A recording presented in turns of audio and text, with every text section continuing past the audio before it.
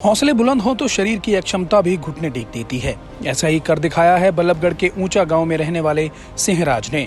मात्र 4 साल में ही देश के लिए जिसने मेहनत करके मेडलों के ढेर लगा दिए हों और अब टोक्यो में पैरा ओलंपिक टूर्नामेंट में शूटिंग रेंज में भारत का नेतृत्व कर रही हैं। परिजन लगातार भगवान के सामने बैठकर दुआ मांग रहे हैं कि उनका बेटा देश के लिए मेडल जीत कर लाए और देश का नाम रोशन करे।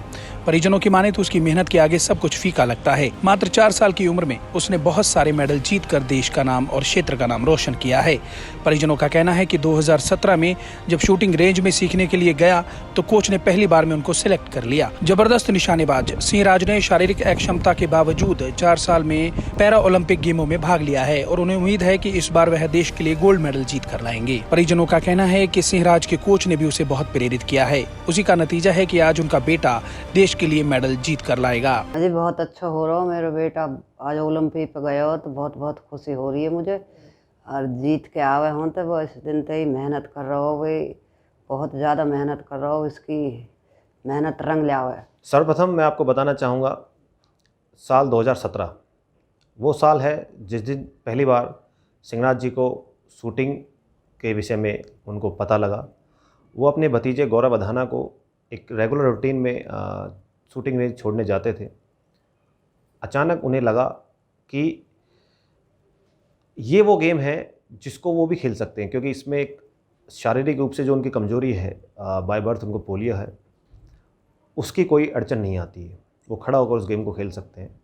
तो उन्होंने कुछ स्टार्टिंग के शॉट्स जब लगाए तो वहाँ पर जो कोच उपस्थित थे उन्होंने बड़ी हैरानी से देखा कि ये शायद अचानक वैसे ही लग गए हैं। लेकिन जब 10 शॉट्स का उन्हें टारगेट दिया गया तो उसमें उनका रिजल्ट काफ़ी अच्छा था, जो अक्सर सालों की प्रैक्टिस के बाद शूटर्स नहीं लगा पाते। तो फिर कोच के आह्वान और के बाद उन्होंने शूटिंग रेंज में अपनी उस प्रैक्टिस को स्टार्ट किया और सिर्फ मात्र 6 महीने के अंतराल में ही उन्होंने नेशनल में मेडल लिया। और अभी 1 साल पूरा ही हुआ था कि उनका जो पैरा एशियन गेम्स हमारे हुए थे इंडोनेशिया में, वहाँ उन्होंने ब्रॉन्ज मेडल इंडिया के लिए लिया। तो बहुत बड़ी उपलब्धि उन्होंने मात्र 1 साल के अंदर ली।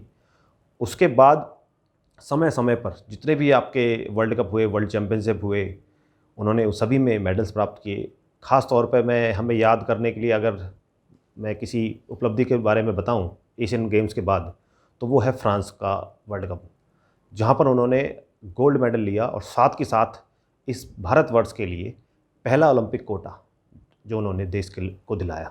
बड़ी खुशी हो रही है कि मेरा ही पुत्र जो है ओलंपिक में, पैरा ओलंपिक में जा रहा है। और मैं ईश्वर से दुआ करूंगा कि देश का नाम भी रोशन करे और मेहनत करे। और कितने सालों से वो मेहनत कर रहे हैं और कौन से उसमें गए गेम में? वो पहले से ही मेहनत कर रहे हैं, 3 वर्ष से हो गए ज़्यादा। और हमारे भतीजे को ये जो है गौरव अधाना, मेरा तो भतीजा है वो सिंहराज का, तो ये इसको जाते थे क्योंकि उस टाइम नाबालिग थे और इनको लेने जाते थे 12 सेक्टर और आते थे। इत्फाकन वहाँ जो कोच थे उनको जो शूटिंग के, वो सिंहराज जी जैसे टाइम लग गया वहाँ, तो उन्होंने कहा भाई आप भी कहाँ बैठे हैं, आप भी शूटिंग करिए। तो जैसे ही शूटिंग करा सिंहराज ने, तो पहले से ही हमारा आर्म्स को पहले से थी, तो उसी हिसाब से उन्होंने फायर करा तो 8-10 फायर किए, तो उसमें 8 जो है टारगेट पे लगे जाके पूरे। तो उस दिन से आज तक उस कोच ने इतना बढ़ावा दिया कि उस दिन से सिंहराज जी अंतर्राष्ट्रीय में निकलते चले गए। और अब हम चाह रहे हैं कि हमारा बेटा सिंहराज वो पैरा ओलंपिक में जो गए हैं वहाँ से अवश्य ही दुआ है, मोदी जी से बात हुई है और उनसे बात हुई है, तो अवश्य पैरा ओलंपिक में गोल्ड मेडल लेकर आएगा।